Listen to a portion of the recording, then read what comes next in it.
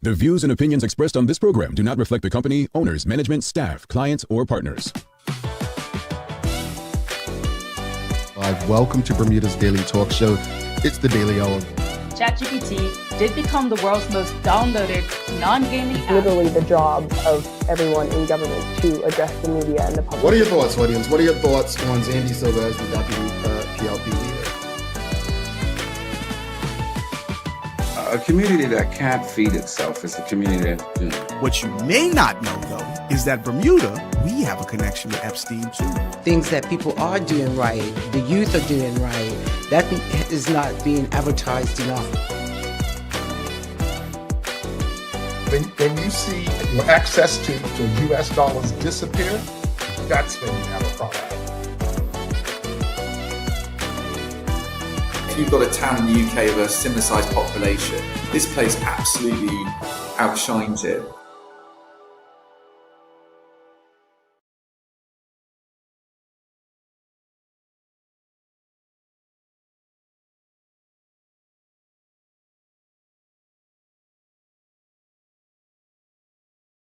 It's Tuesday, the 26th day of May, 2026. Welcome to Bermuda's Daily Talk Show. This is the Daily Hour brought to you by the BAC Group of Companies, HSBC Bermuda, Medical House, Lindo's, People's Pharmacy, and big love to Hot 107.5 for ensuring we can pump through the radio airwaves with these most important community conversations. I'm Jamel Hartman. How's everyone feeling today? Everyone energized, ready, back from the Bermuda Day holiday? Yeah, perfect. Perfect. How was everyone's holiday weekend? Like, how did everyone have fun? Did you, do anything that maybe I would or wouldn't do? Did anyone go to the beach, or was anyone in the parade? Did anyone see the runners? What'd you all do? I had a blast. Yeah. I had a good holiday weekend. Yeah. I actually ended it. One of my cousins, he got married. Congratulations to him, the Mr. and Mrs. Hartman, the newest ones. But I had a blast. Hopefully you all had a good holiday and you're energized and ready and back to engage on the T to the D to the H. Alrighty, we've got James Burgess says, good morning to the Daily Hour team show. I'm watching and listening to your subject today. We appreciate you. Kenton Schatz says, good morning to the H family. I missed you all. We've got James Burgess says he had fun at home. Hey, that's a good way to do it. Relax, not have to leave the couch. Kenton Trot says, I love Bermuda Day. Yeah, man. Bermuda Day was cool, man. We'll talk about it today. Still not sure if it, I don't like to compare, but cop match Bermuda Day. I don't know. We'll talk about it. Adeline Stevenson Swan says, my niece and I had a delicious time marching for PHC in the parade. Yeah, I saw you. Yeah, I saw you. Like you didn't see the camera. We got you. Absolutely. All right, folks. Well, greetings, everyone, and thanks for making us part of your daily routine. A good one today as we welcome Dr. Carika Weldon on for another conversation of genetics and community health. We're going to be discussing how genetics can significantly impact the way mental health medications work for different people. So really important conversation this morning, as usual. The Daily Play is going to be keys to the past today. All right. You all got last week, Clyde Best. Yeah, Clyde Best Way. That's where the clue was found. All right. So you want to make sure you don't want to miss your opportunity to get the keys to the past, brought to you by our friends at Curb. And don't forget to subscribe on our website. Follow us on all of our social media channels to stay up to date with all that we have going on. Help us grow beyond the mic as we do our part to continue to improve our community. All right, folks. We've got to have a conversation.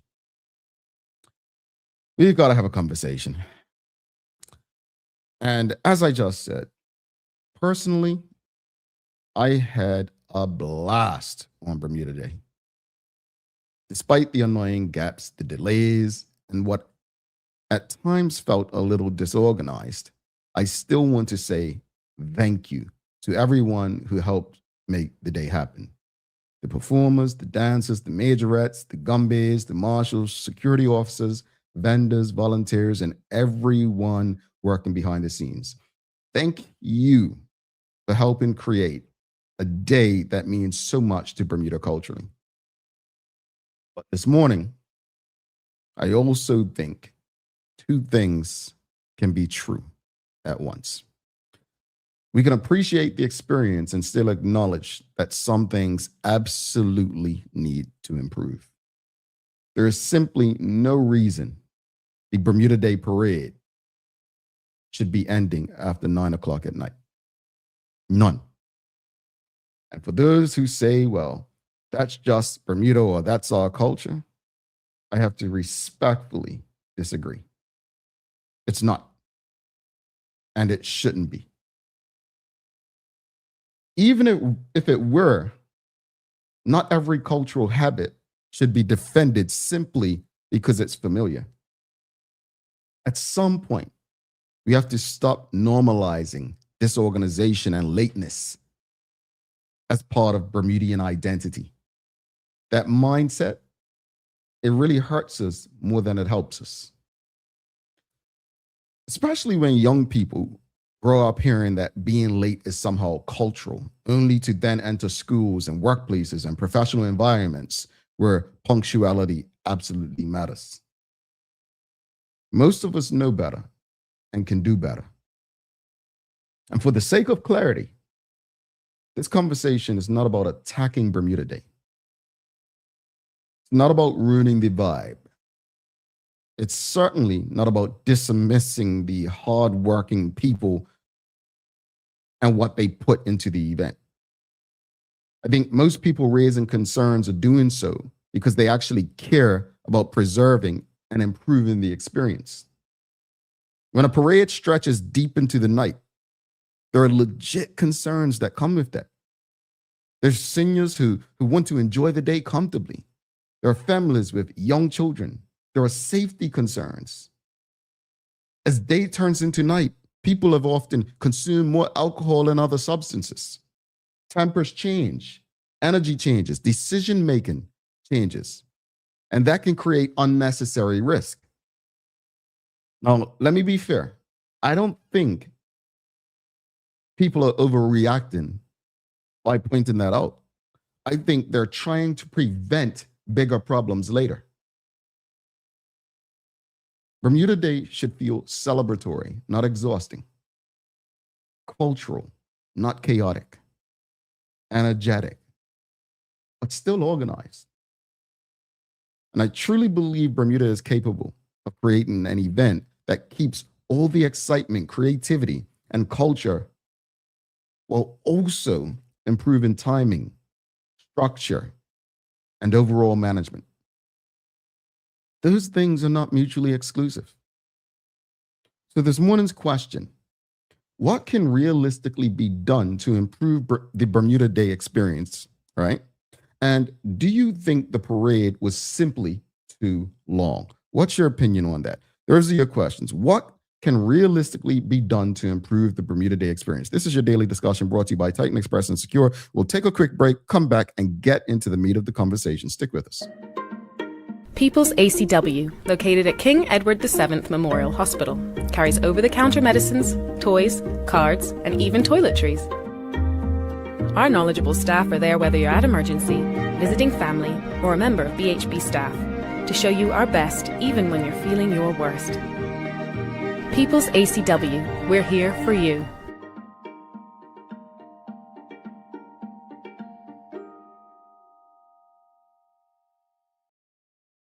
All right, audience, you heard the question. This is your daily discussion brought to you by Titan Express and Secure. What can realistically be done to improve the Bermuda Day experience? And here's your poll question. Do you think the parade was simply too long? 1 for yes and 2 for no. Do you think the parade was simply too long? And I'll get to the comments in a few. You can send your comments. Now, again, I had a blast on Bermuda Day. I really did. And I am grateful, as I mentioned, to all who performed, organized, marshaled, secured us, to the volunteers and vendors. I am grateful. But 2 things can be true. I had a blast, but improvements are still needed because this is not just my opinion. Like, for me, I had a blast. If I'm just caring about me. But unfortunately, I care about those with young children children get restless through the day and they want to see the parade. And these hour-like gaps. And I have some solutions and ideas. I know a lot of people are getting annoyed. Oh, this isn't the Macy's parade. This isn't the Rose Bowl. Folks, we know it's Bermuda Day parade, but sometimes we have to look without. We have to see what works in other places to see how we can make it work where we are. There's absolutely no reason the parade needs to go that long. And for me, I'm not just thinking about me having a blast. You think about it. I just said to you, think about it. The longer people are out there, the more alcohol they consume along with other substances. Their temperaments change, right? And all that heat. They're not the same person they were at 2 p.m. versus 8 p.m., 9 p.m., right? And I know people say, well, we have Connie game and cop match all day long. Those are very different environments. They're in more controlled spaces. So it's very different. All right, audience, let's go to you because y'all going to call me grumpy. But anyway, what are your thoughts? What can realistically be done? What do you think can realistically be done to improve the Bermuda Day experience? And do you think the parade was simply too long? All right, let's go to the comments. We've got Hadeline Stevenson Swan, who was a participant. She was a majorette in the Bermuda Day parade, says, I wholeheartedly concur with your sentiments. We've got Hadeline, she also adds, even though I had a delicious time, it was ridiculously too long. Now that's coming from a performer. Again, folks, this isn't about me. I had a blast, and I was not planning to go to the parade. That was my first parade since 2019. That was my first one. I had a blast. But I'm thinking about beyond how Jamal felt, how my experience. It was way too long, in my opinion. And I'm thinking about the safety of people. I'm not trying to be fearmonger, but someone mentioned to me, they said, Hartman, you know how many sexual predators we have in Bermuda just roaming? When the day turns to night, it's not safe for children to be running around. I didn't think of stuff like that. For the second year in a row, someone was caught with a bladed article by the police. Come on, folks. Don't act like this is crazy talk. This is real. Let's go back to the audience. Kenton Trott says a small number of people from Bermuda culture are responsible for all aspects of the parade. If we want the parade to be more efficient, they need additional support. I agree. But they better pay people. I will offer my services. I have ideas. I'm not an expert, but I would rather offer the right people. I know there are people who can contribute and help, even just for one day. And again, this is not to crap on the job that they do. They did a phenomenal job, but that doesn't mean that there's not 100 areas to improve. Look at Somerset Cricket Club. I hate to say this, but Somerset Cricket Club has dominated St. George's in cop match for over the last decade plus. And at times they've improved on the way they've done it. They didn't settle for just winning it. They just kept going, and got those 2-for-1s. That's what I'm talking about. No matter how good it was, there's always room for improvement. IFE says performances have to continuously move forward, especially the dancers. The Royal Bermuda Regiment Band completes the parade route in 1 hour. It took us 20 minutes to get to Global House. That's how it's supposed to be. And so I'm going to give you one of my ideas I shared with someone, folks. This is your daily discussion brought to you by Titan Express and Secure. One of the ideas I shared with someone, I said, okay, if you look at the Macy's parade, right? The one performance area that they focus on is outside of Macy's Thanksgiving, right? So my suggestion is, okay, you have the spots where they stop, right? The flagpole, and you have the up there outside Global House, right? I would say, let's say there's 12 spots along the route, including those. So if Warwick United, they do the flagpole and they stop at stop 3, 6, and 9. And then PHC Majorettes stop at stop 2, 4, and 8. Like, so you don't have to, everyone takes, it gets a performance in front of them, but everyone doesn't just stop. Like, it has to flow. It has to flow. And folks, notice I haven't mentioned one thing this morning. The disrespect of the belligerent spectators, not all, but some. I mean, walking in the way, I had to be careful because I was trying to get good footage, right? But just absolutely no respect for the performers. And if we're not going to respect those who are putting so much, I mean, these people are going in the heat, going miles to entertain us. And we don't have the respect to allow them to perform because we're drunk. We're in our feelings. We have to do better. And folks, stop saying this is our culture. If mediocrity is what you want, if mediocrity is okay for you, that's on you. But I refuse to believe that we as Bermudians are mediocre. If that's who you want to be, so be it. But stop with making excuses for poor behavior of people who you claim to love. All right, let's go back to the audience. Kenton Trot says, I was in the parade and I wouldn't change a thing about it. P.S. The group. The group. He was in the parade. He says, P.S. The group I was in the 60s. I didn't see him, folks. Did you see Kenton Trot? We got Suzanne Ingham saying, can't the parade start earlier? It's not a matter of time. Maybe that's an option. I mean, many people said the runners, they'd like to see them start earlier because of the conditions, my word. And congratulations to the runners as well for just finishing that race, partaking in that race. But we got Dr. Anthony Richardson says, identify areas for improvement and fill those gaps. Do this each year at the end of the parade. Well, there is a survey I believe they put out. I believe there's a survey they put out. So if you all want to fill that, I think they put it out before, but check. I don't want to speak out of turn. I don't know if it's out audience, but I know there may have been a survey they put out years before. I'd encourage people to fill out the survey. And again, it's not just about complaining. It's about finding solutions, trying to improve. Like every day I get up and do this show, I'm thinking about what can I improve to engage you better? How much more do I need to read? How much more do I need to write? What can I do to ensure that these conversations are worth you tuning in? You know, I had people being very honest with me when they speak about this show. I appreciate the honest feedback. It doesn't hurt my feelings. I wouldn't wake up and do this if my feelings were that sensitive. So anyone who feels defensive and takes to heart the feedback or constructive criticism, that's on you, not the people who are giving it. Charles H. Jefferson II, he says, we shouldn't wait until something happens before putting measures in place. The Macy's parade takes about 3.5 hours, and they have roughly the same number of participating organizations. It can be done. Yeah, Charles, but then they'll say, well, that's Macy's Thanksgiving. This is our culture. We use the term, this is our culture, to make excuses for mediocrity and poor behavior.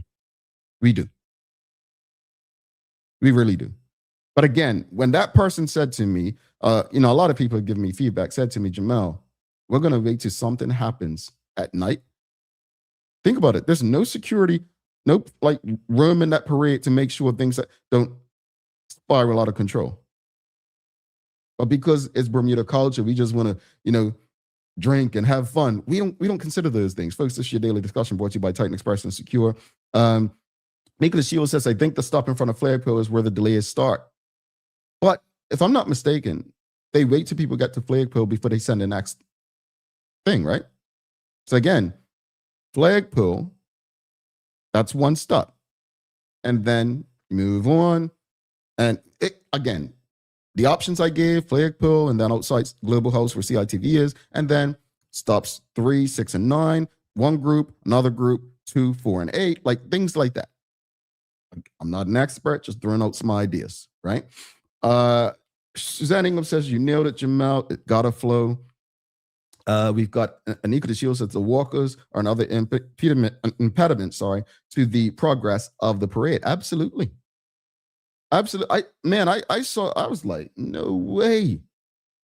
And again, I was with my camera trying to, get footage and use stuff. But even me, like jumping out of the way, make sure I'm not in their way. I noticed what I was doing and tried to fix it. If people are out there, like literally outright disrespecting these folks who have poured their all into performing for us, it's strange, man. We've got to do better. We've got Kathy Sumner says, I agree with you, Jamal. People are always walking or in the way. Ugh. Kenton Trott says, on a similar note, as we've said time and time before, we need to examine our relationship with alcohol on this island. It's our culture, Kenton. It's our culture. Look, I believe people should have a good time. If that includes having a drink or two, so be it. But knowing it's going to be hot, now you're going to be there all day, and knowing how people change over time, yeah. I've been there. Let me be clear. I hadn't been to Bermuda Day since 2019. That was the last time I was publicly intoxicated. So I'm not here to judge those who out there drinking, have a good time. What I'm saying is that can lead to bad things as we head into night. And we've got to stop waiting until things happen to then fix them. We have to stop relying on people to be adults and responsible. We've already proven that that's not, I'm not going to say it's not possible, but things don't really work out how we want at times when it comes to that. Traveling Trotty says, I was someone who walked with a float, and the waiting for your turn is not good. Senator Fabula says, the Jot form link is shared on Bermuda Culture social media. Thank you. So, folks, you can fill out this survey. It should be available, the link on Bermuda Culture's social media. So fill that link out, give them feedback, and be respectful in filling it out. Traveling Trotty says also, while much of the footage focused on the dance groups, which was great to see, we would also appreciate more attention given to the float entries. What do you mean footage? Like you mean on CITV or something? We've got the other issue is live bands. Drum corps are easier to manage. The music trucks are too loud, so they have to be spaced out so it's not a clash. So that's the other thing. There were complaints that some of the trucks that were just playing loud music, dance troops couldn't hear their music or drums behind. We've got to fix that. We've got to improve that. We cannot accept and say, well, that's our culture. Folks, it can improve. It can be better. We can be better. Dorian says our culture is changing, unfortunately, not for the good. Well, yeah, Dorian, I got you, man. We've got Renee Sherlin says, it was way too long. There were 77, 78 individual groups, all stopped to perform along at least 6 different areas or more. The gumbays were in between, usually at the end. Need to let it flow more. And we've got Nika DeShiel says, it is too hot for the gaps and waiting for young participants. I felt sorry for the children, man. There's children. I was at the end by Black Watch Pass, and they were exhausted. A couple of people fainting and so on. They were exhausted. We've got to do better. At the end of the day, we've got to do better. Ebony Souza says, it was a beautiful but long day. Enlisting our regiment to serve as additional road marshal security would be applied. So I said it in private combos. I'm glad you said that. Why wasn't the regiment enlisted? I did see one also, like getting them, some people say, oh, people didn't respect the marshals and security. Back in the day, marshals used to be more aggressive. We don't want aggression. We want respect. And this is going to take all of us. It's going to take all of us. This is not a complaining session. This is a brainstorming session, as I always say. I think if we all give honest feedback, respectful feedback, we can improve. What I would advise the Bermuda Department of Culture to do is at this time, find out what went wrong, what worked, and start working on next year. We don't want to see things being forwarded on WhatsApp 2 to 3 weeks before the parade asking for marshals. Start looking for marshals now. Up the pay for people. Work out something with security companies and the Bermuda Regiment, maybe. Sends a group away, if you don't already do it, to the Rose Bowl parade and the Macy's Thanksgiving parade. See what works for them. And don't be afraid to bring it home onto Bermuda. Not to replace our culture, but to improve it. Ivy says, I was on Front Street and saw how long some groups took to set up for the flagpole performance spot. Unfortunate. Apparently, a large number of the regiment soldiers were overseas or something, says Kenton Trot. We've got Traveling Trotty says, and the condition folks left their spaces with trash is alarming. Well, that late at night, I expect nothing different. We've got Mark Arthur says, good morning. I think one is for certain, too many floats is a good thing. We need better organization. I didn't get it. By the way, happy belated birthday to Mark Arthur. He celebrated his birthday on May 24th, folks. So give him some birthday greetings. We've got a lot more comments. I really do. But let's come back to it because we've got a very special guest for the day. I'll hold these comments to the end of the show when I wrap it up, give my final thoughts. But as far as the poll, we did ask you all, do you think the parade was simply too long? And pretty much everyone said yes. 86% have said yes, they believe it was too long. Yeah, I get it. And we'll discuss it later. But audience, this was your daily discussion brought to you by Titan Express and Secure. Let's show them some love, and then we'll we've got a Bermudian Icon segment today as well. We've got a Bermudian Icon segment. But let's show Titan Express some love. In the meantime, if you're streaming with us on Facebook, LinkedIn, YouTube, Twitter, X, or Instagram, give us some love.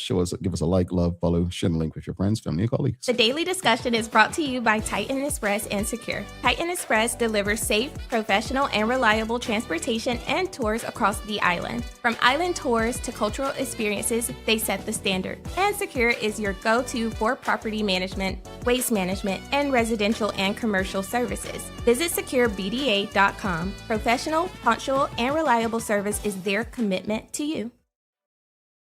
All righty, folks. Let me, we got to do a days of the year, but let's go to first. We've got our Bermudian Icons moment brought to you by ZipX. All right.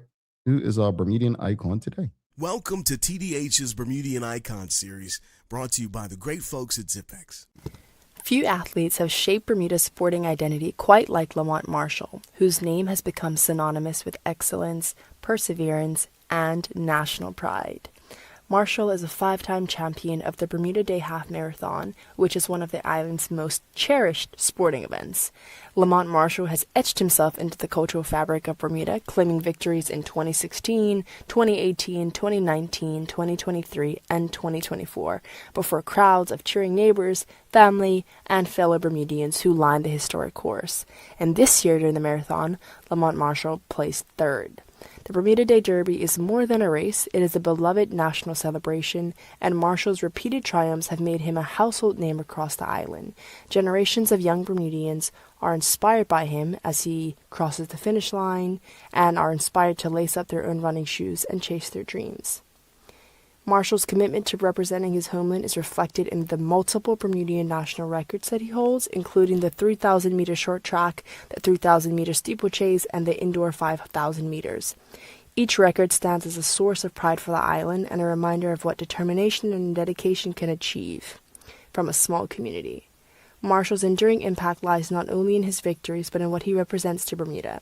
He's a hometown hero who has carried the island's spirit with him to every starting line and who continues to be present in the community that raised him. For many Bermudians, he is more than a champion distance runner. He is a symbol of local excellence and lasting inspiration. And that's today's Bermudian Icon series, brought to you by the great folks at ZipX. Now back to the show. Thank you so much for that, Teo. And to Ray, folks, days of the year. All right, it's days of the year, and I want to shout out.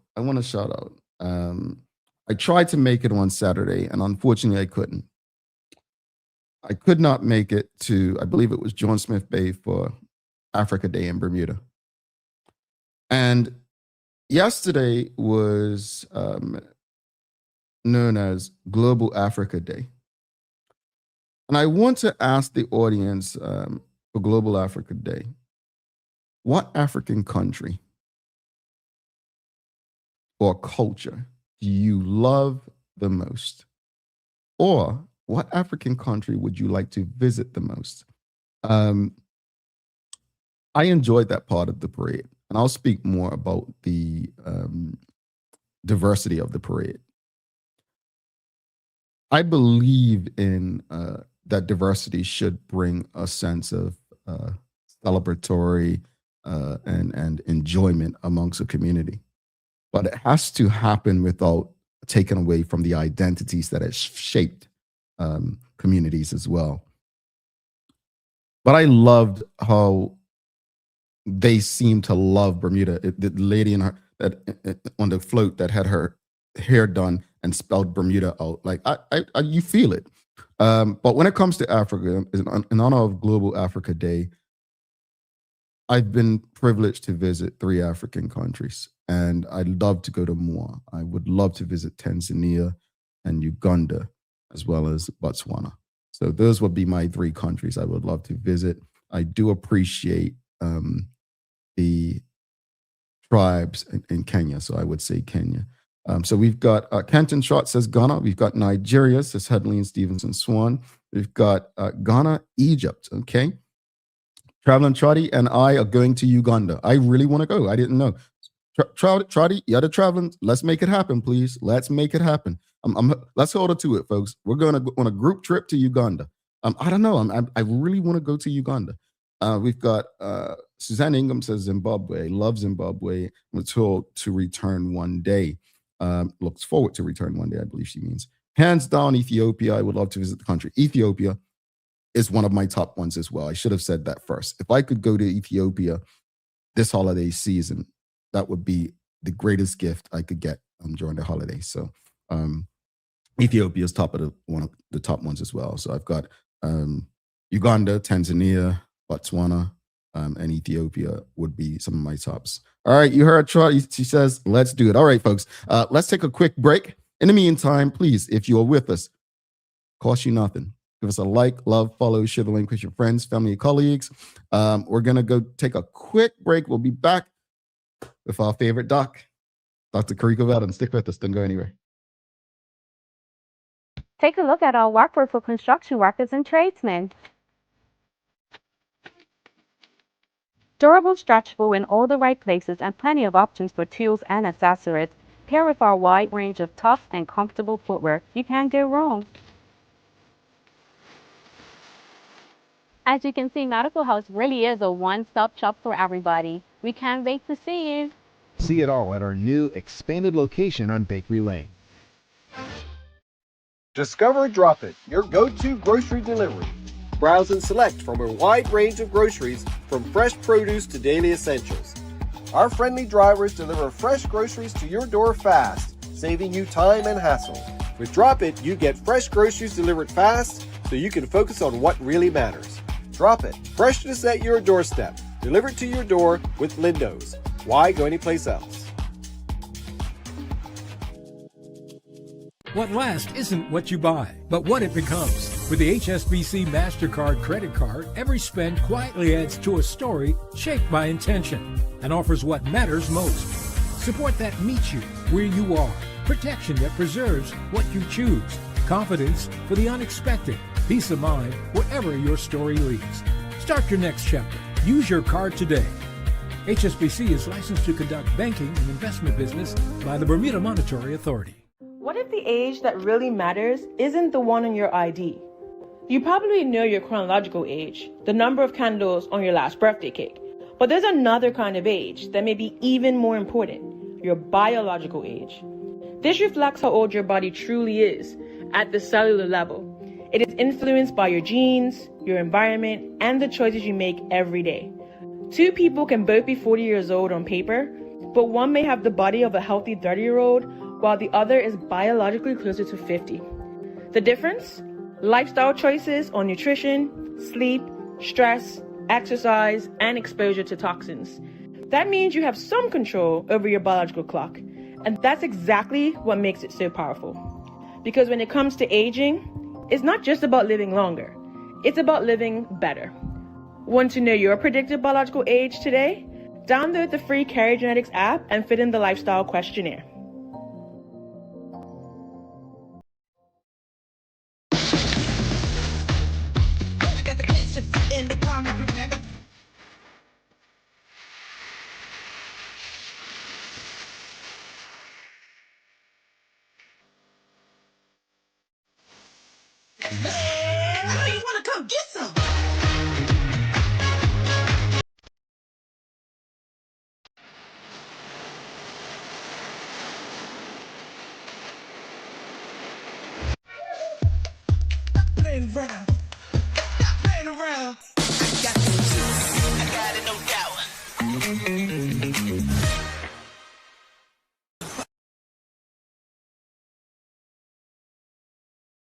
Welcome back to The Big Show. I am Jamel Hartman, and this is the Daily Hour brought to you by the BAC Group of Companies, HSBC, Bermuda Medical House, Lenders, People's Pharmacy, and big love to Hot 107.5 for ensuring that we can pump through the radio airwaves with these most important community conversations. Folks, don't forget to subscribe on our website. Follow us on all of our social media channels to stay up to date with all that we have going on.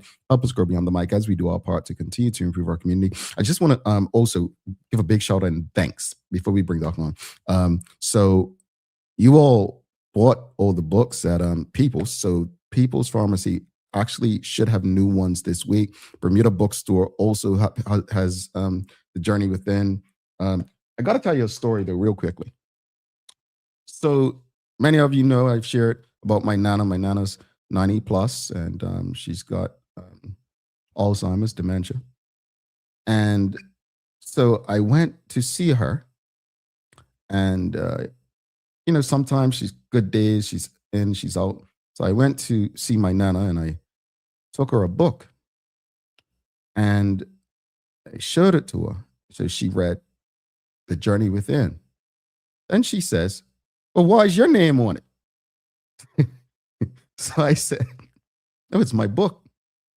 And so then she says, "Oh, so what, you trying to charge me? Got some money out of me?" Folks, sometimes I wish I record her, but I think those moments are so sacred between me and her. I said, "No, Nana, I'm bringing it as a thank you gift. So I'm going to write something in her for you and give you the book." She says, "Oh, okay." And she laughed. She was having a very good day. She remembered a lot this day. But yeah, Nana got her book. I'll share a picture of us on social. But she thought I was trying to make money off her, man. I said, no, this is a gift for you. And just like thought I had written my name on the front of the book. But big up to Nana. She told me she watched the parade on her TV, but she couldn't remember after. She's like, "Actually, I can't remember." But she is having a good day. She was smiling. She is laughing. And yeah, pretty shocked that her grandson's name is on a book. But anyway, let's bring in, we got to get ready. We've got Dr. Carika Weldon joining us this morning. Let's give her a warm CDH welcome, folks. Oops. Here we go. Hey, Doc, how are you? Morning. Happy Tuesday to you. Happy Tuesday to you. Thank you. Happy Tuesday to you too. Yeah, thank you. So, Doc, I got to ask you, did you like get to watch the parade online or anything? Nah. If you went to a parade, do you think being at a parade from morning into night would be feasible for you? That's why I didn't go. I can't stomach it. I can't. I can't. Okay. Stay home in the AC. I agree. I think there should be some changes. I agree with you. Like mediocrity is not our culture. We're excellent at many things, and we can execute on logistics. That's basically what this is. But I just need to say this real fast. You didn't have to do us like that.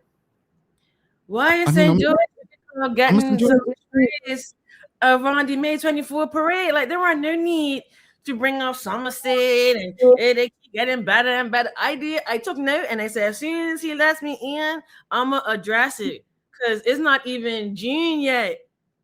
Give us a break. I'm a St. George's fan. I try to be fair. But That's you're not right. fine. I didn't need to give them any ammunition. Don't give them nothing. No. I gotta ask you. I gotta ask you before we get into the meat of the conversation today. Yeah. Global Africa Day. Yeah. Favorite African country or global influence for you? So I've been myself also to, I think it's 3 as well. I've been to Nigeria, Kenya, and South Africa. And I think out of the 3, South Africa really did it for me. I went there in 2017. That was my first country. And I went back last November. And yeah, I just think also because I know genetically, like, and from my family history from the Gibbon side, links back to South Africa. So it's just like an extra, connection for me. So that's what I would say. I think so. We've both been to 3, and we've been to 2 of the same, Kenya and South Africa. The third one for me would be Mauritius. So, okay. I like that example you gave, that connection to it there. And Charles, just really quickly to you, he says fear and cock match is an oxymoron. Yes. Charles, I haven't heard him say it yet this year, but is it our year, Charles? It's St. George's year, but let's jump into the convo. But I appreciate this conversation this morning very much because, people say it all the time, but it's so real, the stigma around mental health. And so we don't even discuss what we're about to discuss, the impact of it. I think in general, people who have people in their families who suffer from mental health, they actually want to distance themselves from those people rather than, accept that maybe it's a gene or a trait. But many people don't realize that genetics can influence how mental health medications work. Can you just explain how that connection works in simple terms? Yeah. So, I mean, before I get into that, I want to say I'm a big fan of, The Crown on Netflix. So, the story of the royal family. And there's actually a whole episode dedicated to this, exactly what you just said. They had a whole side of their family that had mental health issues, and they just like hid them away and try to like act like they weren't even there, and kind of ignore the fact. And then I think it actually did come up where like a doctor said, yeah, it's genetic, like it runs in your family. And, it's health, right? Just the same way you have diabetes that may run in your family, or you may have cardiovascular disease that may run in your family, or you might have cancer that runs in your family. Everything that has to do with our body is encoded in our DNA. So that includes your mental health as well. So yes, there is known genetic connections to mental health that definitely can run in your family. And there's 2 different ways that genetics can play a role in mental health. So one is what we just talked about, which is, does it run in your family? Do you inherit a trait that makes you more susceptible to having certain mental health conditions? But actually the way that actually most people will benefit, because that's not going to be most of people that have that. It's not usually genetics that cause most of disease. It's very much the minority. But how your body processes medication, that is going to impact all of us, right? So a key fact is that when we ingest any type of medication, it has to be metabolized the same way we have to metabolize our food. So, your body has to break it down into smaller pieces that it can use, right? That's basically what metabolism means. That all happens in our liver for medication, okay? And there are a class of enzymes, remember you learned about enzymes in school, that are dedicated to that metabolism of medications, right? Very well understood, very well characterized. But to your point earlier, it doesn't mean we know everything. We're still improving our knowledge, but we do understand them quite well. And interestingly, this whole concept of your body metabolizing medication so that you may experience a different effect than me actually started with mental health medication. Like we know for cancer and cardiovascular medication and others now, but the field started in mental health medication. That's where it all began.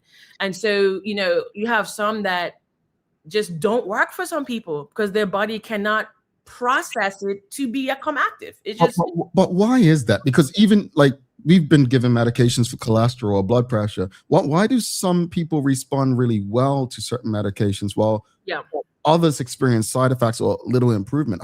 How much of that can come down to genetics?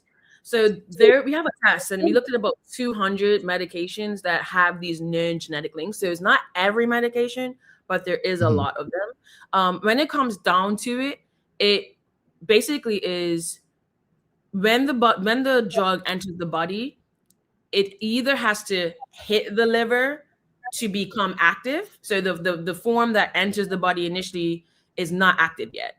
It has to be turned on, right? And the version of the enzyme that we have in our liver is there's many different types. You have one that works normal. You have one that doesn't work at all. So that means if that doesn't work, it's never going to turn on that drug, right? You have a version that works halfway, so partially. Again, that's not going to turn it all the way on.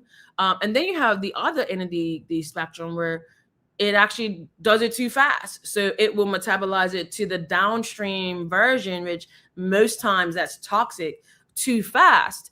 And so you end up having side effects in that case. So it really is like, it depends on what version of the enzyme you have and how you metabolize that medication will determine what the effect is. So it all just comes down to the fact that our genes are very different and our versions of these enzymes that do the metabolism is unique to you. Your combination of those is very different. So, you know, and again, it depends on the biochemistry of how the works in our body. Sometimes it means that it doesn't get turned on, which is really bad for mental health medication, because then you're not getting, for antidepressant, you're not getting the relief, right?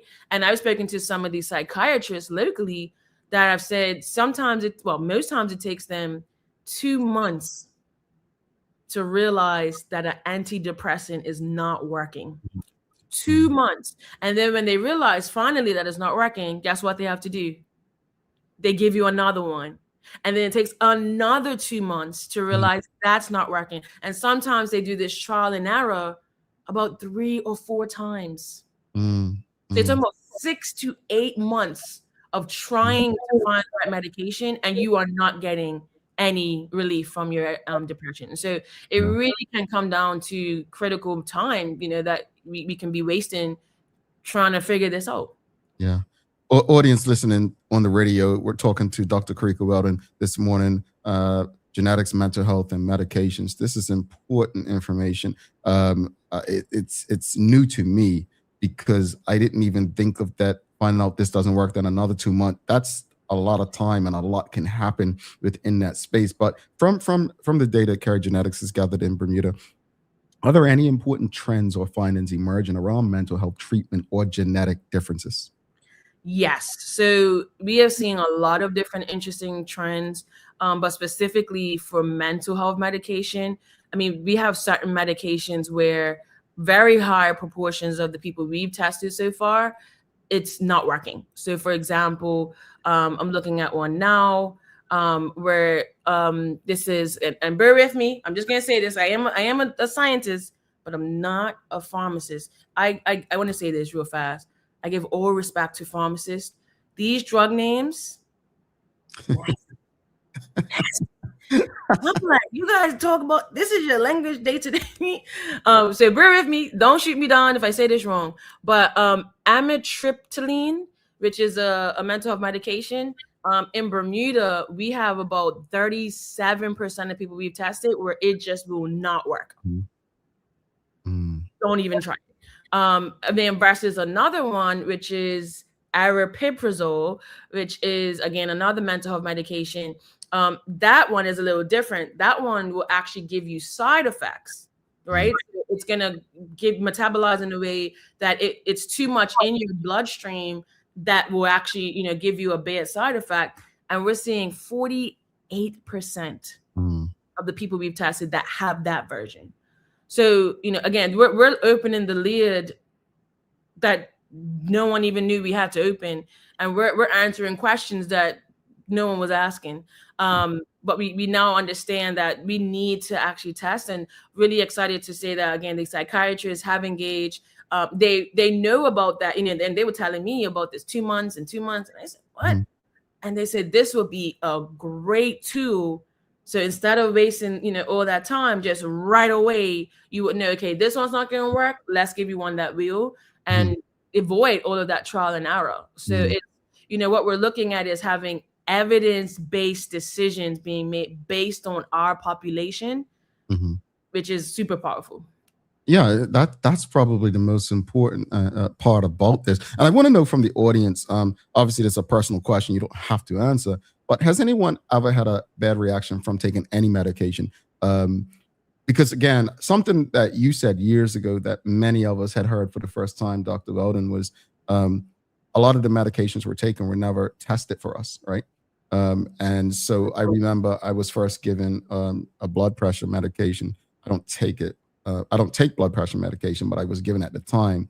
And I didn't even consider it. And a nurse friend of mine was like, the reason you're like feeling off and dizzy at times is because of that medication.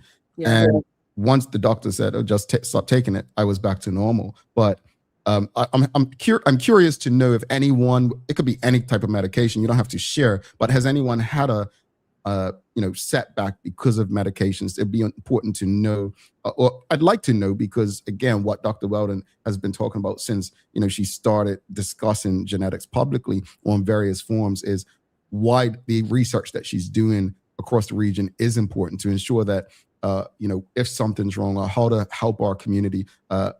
Unfortunately, the truth is we're not all created equally based on our blood, based on our genetics. We will require different things, and I think we have to be honest about that. And to be honest about that, we have to have important people like Dr. Weldon doing the work that she does. But Doc, let's speak up more about the genetics insight. Like, how can genetic insights help doctors and patients make more informed decisions when it comes to selecting or adjusting medications, like my experience?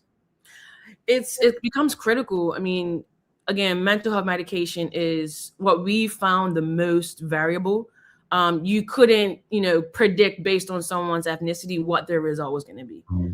It was just all over the shop. Like it didn't even make sense trying to guess. So realistically, it's better to have the information and then make an informed decision than just, following a list that you say, okay, we'll start her, then we'll go here, then we'll go here. It's better to actually know, right? And I think that's really what this research is uncovering is we need to know. I mean, there are in other instances, so even beyond mental health medication, where some people can have a bad reaction to a medication and it will kill you.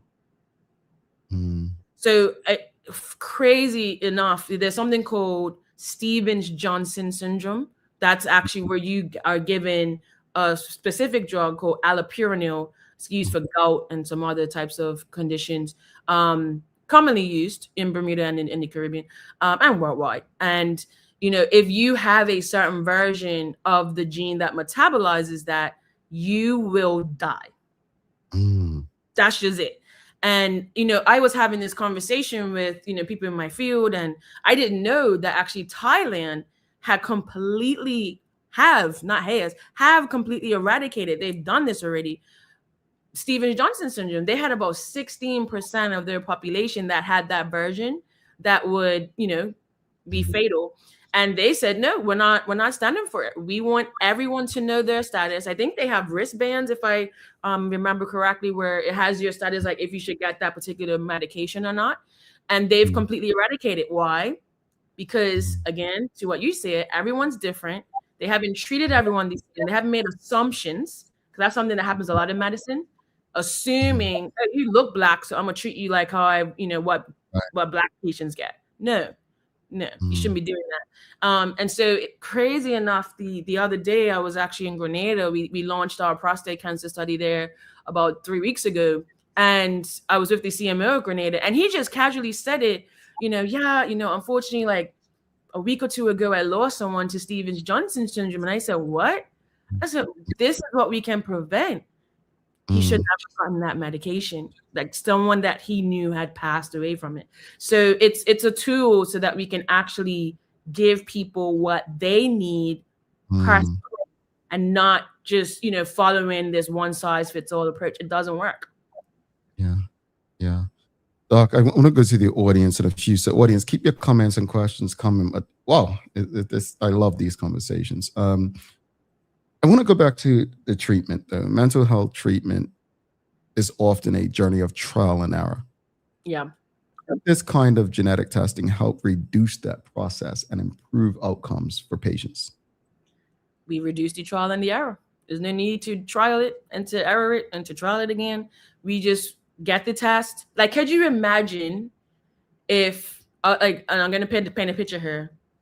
If you never had a doctor guessing or assuming what medication was good for you again, and they actually knew because you had the test, and you may not be on medication today, but you may, in the future, and it's already in your medical record, and everyone that deals with you already is giving you what you need. Could you imagine that?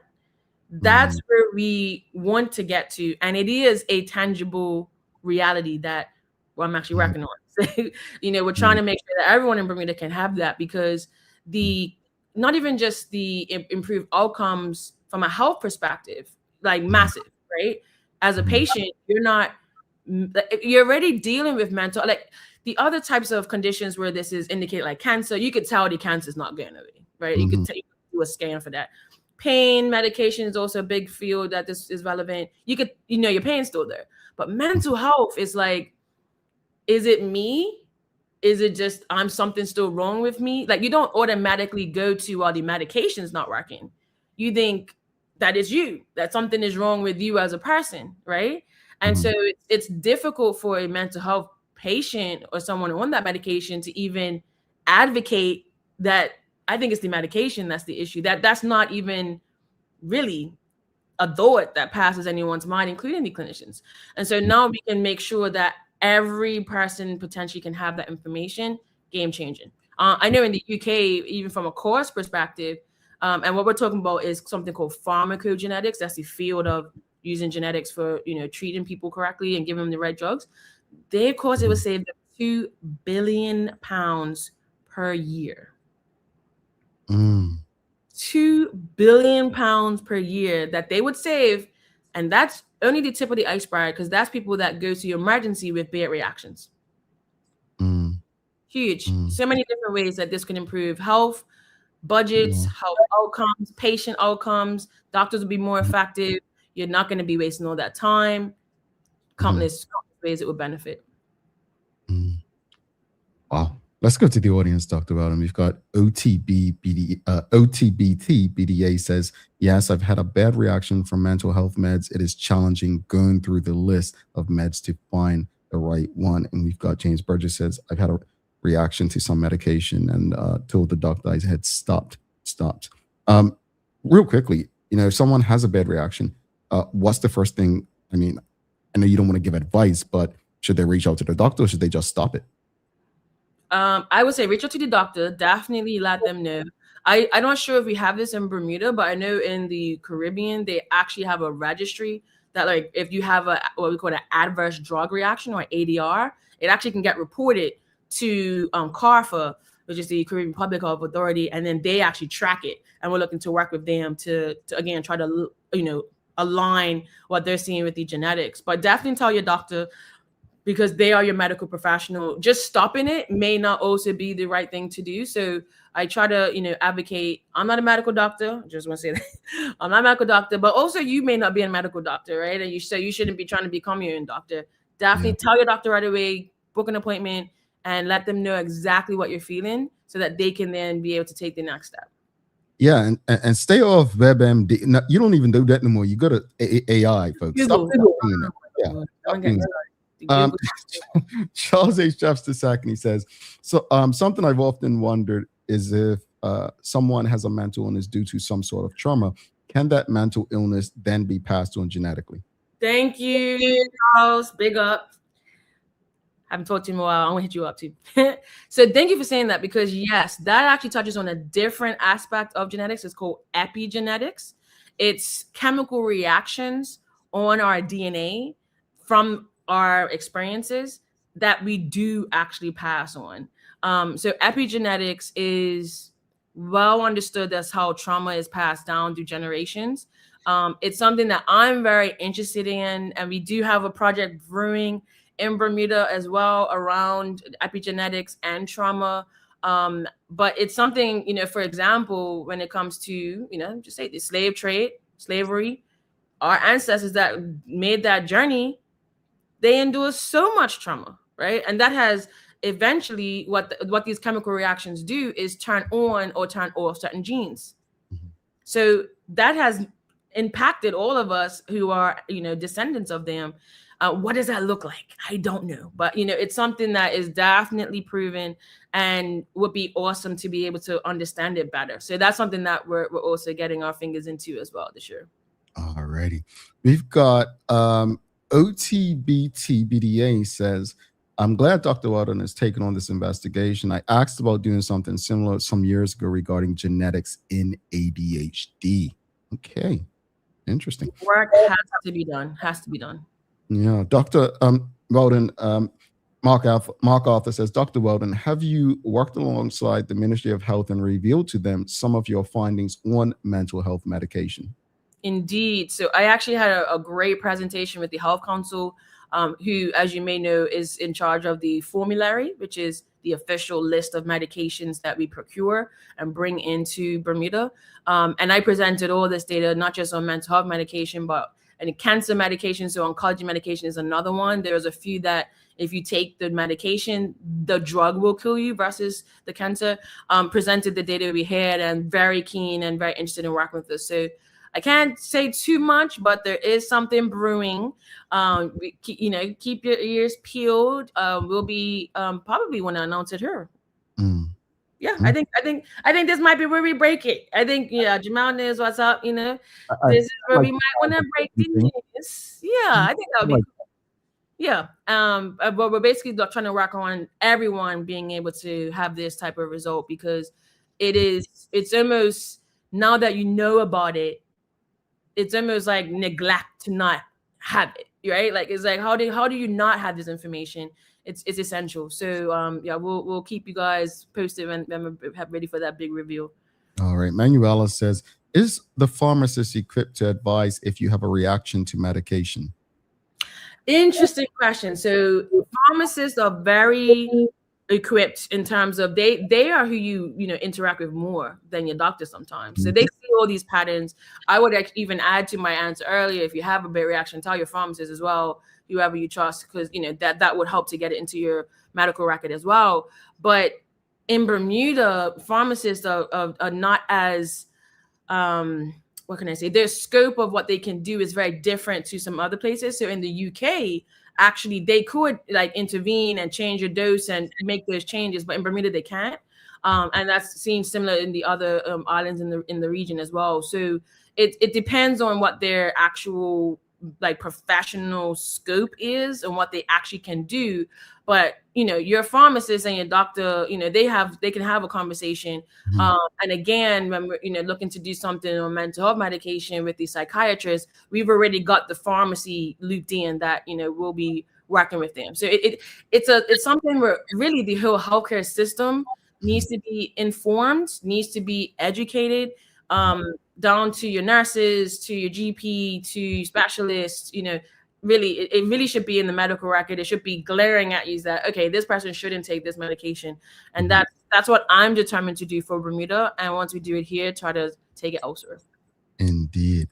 We've got Sankofa Bermuda says trauma passed on from mental illness is also called historical multi-intergenerational trauma. We've got Charles H. Jefferson II says the slave trade is exactly the trauma that I was thinking about. We need more investigation, understanding, and treatment for that trauma our people are suffering.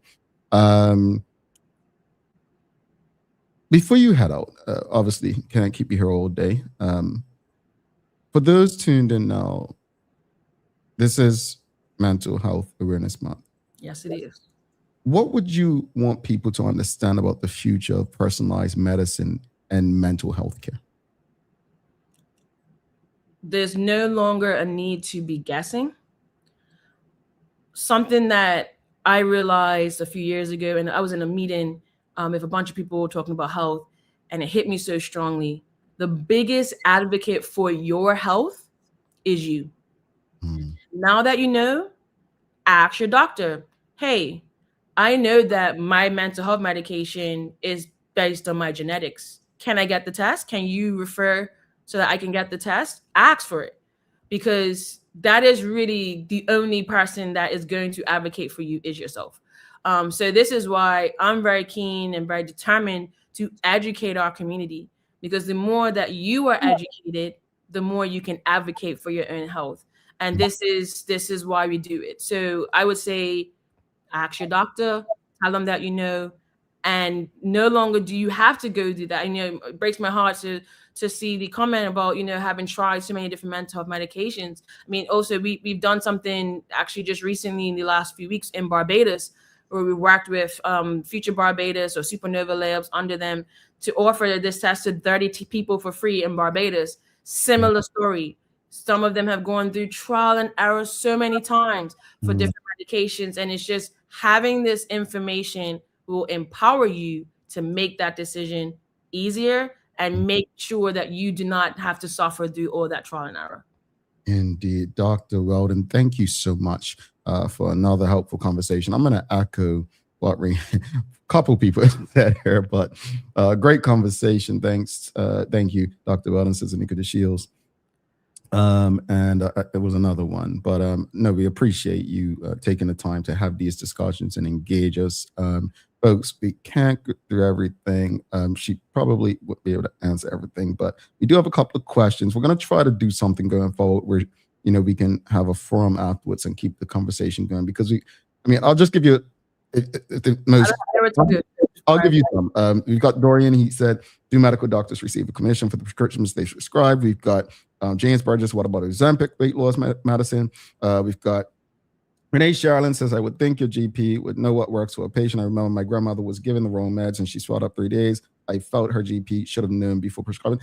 I'm not a medical expert, but want to speak on that one in particular? I do, because this is actually an assumption I find a lot of people have, is that doctors know everything. No one knows everything, right? And I'm not saying that this person thinks that the doctor knows everything, but there's so much evolving in medicine that when your doctor went to school, even pharmacogenetics wasn't an established thing. Like it's evolving, it's relatively new. So, that it is their duty to keep up to speed, but they can't be an expert on everything. And this is why we have to work as a community, and especially in healthcare, together collaboratively so that we have all the tools, right? So that's why I do take it personally that, look, I'm a geneticist. I know this information. It's my role to be that expert for the doctors, right? We can't expect them to know everything, but no, they don't know it all. And, and this is why, again, I think it's super important that we empower and educate our community so that you are aware to what is the right question to ask, right? Because that's where, again, if you don't know what the right question to ask is, you're not going to get the right information. So yeah, it is something that a lot of people assume, but the human just like us, and they don't know everything, and unfortunately that results in sometimes what you have seen.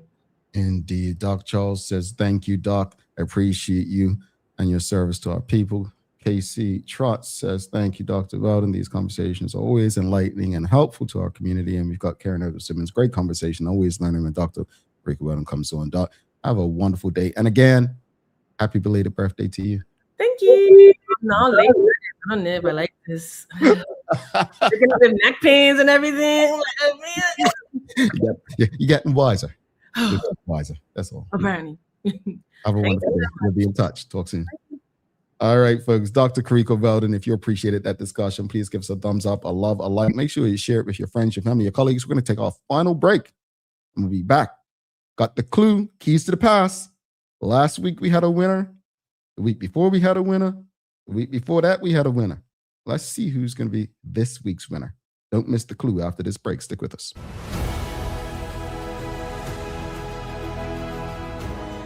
Yeah, I don't got this. I'm going to be fast at delivery around.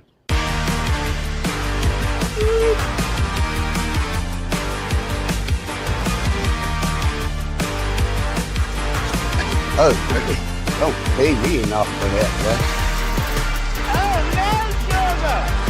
Okay, who's the fastest? Who's the fastest? It's me. Talk to me. No more stress. just zip back.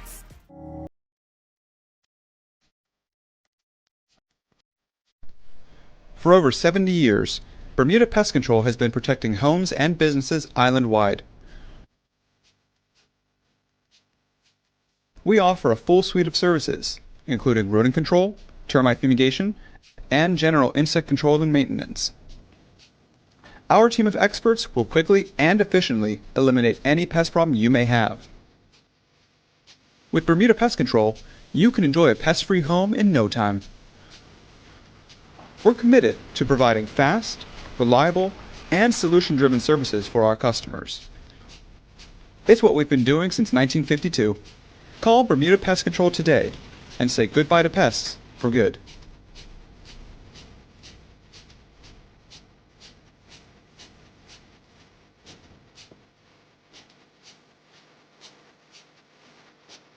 Dreaming of expanding your business?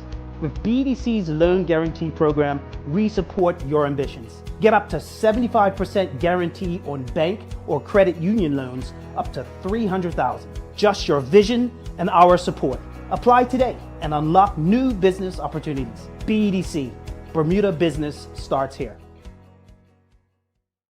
Bermuda, there's nothing like a home-cooked meal, especially when you can feed the whole family without stretching your wallet. With the affordable Bermuda basket, you'll find savings on everyday staples like rice, chicken, corn, and more. Everything you need to make a good meal for less. Shop the Bermuda basket at Lindo's, Marketplace, the Garden Market, and the English Market. Visit costofliving.gov.bm to see the full list of goods and start planning your meals. This is a message from the Ministry of Home Affairs.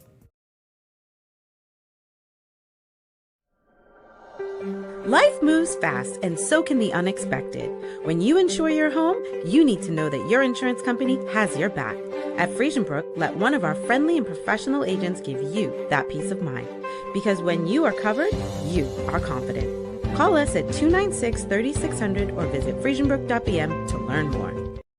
All righty, welcome back to the Big Show. Thank you all for rocking with us this morning.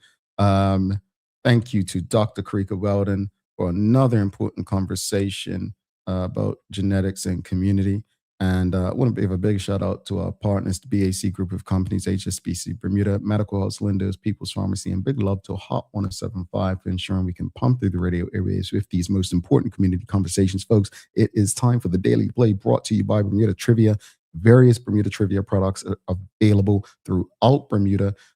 Follow Bermuda Trivia on Facebook, Instagram, Twitter, X, and TikTok to find out why it's Bermuda's favorite trivia game. All right. It is Keys to the Past today. Here is your clue. You all have gotten these clues very fast. All right. Week 4 clue. Some call it justice. Some call it crime. A story debated across all time. She faces dawn but turns away from courts and power to greet the day. Find the figure who will not bow, still standing firm in judgment now. All right, folks, go find the key. You heard it. That's your clue for the Keys to the Past in partnership with Curb. Do not say the answer in the comments. Just go out and find it. All right. All right, let's wrap it up. As far as the discussion this morning, look, again, I had a great time, like so many others, on Bermuda Day. I was not intending to go to the parade, but I'm glad that I did. Had a blast. But as I said, two things can be true. Many of us had a great time, but improvements are still needed. There are a number of issues. The parade ending so late. People disrespectful of the performers. My hope is that this is not taken as complaining, rather constructive criticism and how we can improve some of our traditions. We have to make sure that when we talk about having fun, that it includes the elderly and families with small children.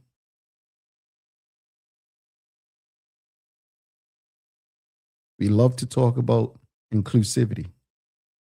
We can't forget that when it comes to ensuring that everyone can enjoy our cultural traditions. As far as the conversation with Dr. Carika Weldon, I am grateful for her wisdom and the information that she continues to engage us with. And I hope that everyone can really digest some of the things she's saying and actually go to People's Pharmacy and have a chat with some of the pharmacists. Because pharmacists have said it, Dr. Weldon said it. We actually will likely have more discussions with our pharmacist than our doctor when it comes to medications. You know, that pharmacist always asks the questions. Do you have any questions? Ask questions. And my hope is that soon enough, we'll get around this stigma. There's still that stigma where people would rather distance themselves from a relative suffering from mental illness rather than understanding that there may be a genetic trait. But I'm grateful for Dr. Weldon continuing to come on the Daily Hour for these community conversations. And I know you all appreciate her just by your questions and engagement. All right, I've got to give you some daily inspiration because we've got a long day ahead, folks. All right. This is one of my favorite quotes right here. This is from my book, the first in the series of 3, The Journey Within. And the quote goes like this: look up to others, learn from others, but never try to become them. Stay focused and become the best you. Yeah, you can only be you, folks. You can only be you. On that note, folks, don't forget to subscribe on our website, thedailyhour.com. Follow us on all of our social media channels to stay up to date with all that we have going on. Help us grow beyond the mic as we do our part to continue to improve our community. Thanks again to our partners, the BAC Group of Companies, HSBC Bermuda, Medical House Lenders, People's Pharmacy, and big love to Hot 107.5 for ensuring that we can pump through the radio airwaves with these most important community conversations. As always, we appreciate you, we love you, and we thank you for making us part of your daily routine. If all goes well, we'll be back to do this again with you tomorrow. I'm Jamal Hartman. Please do make it a safe and a great day. We are out. Peace.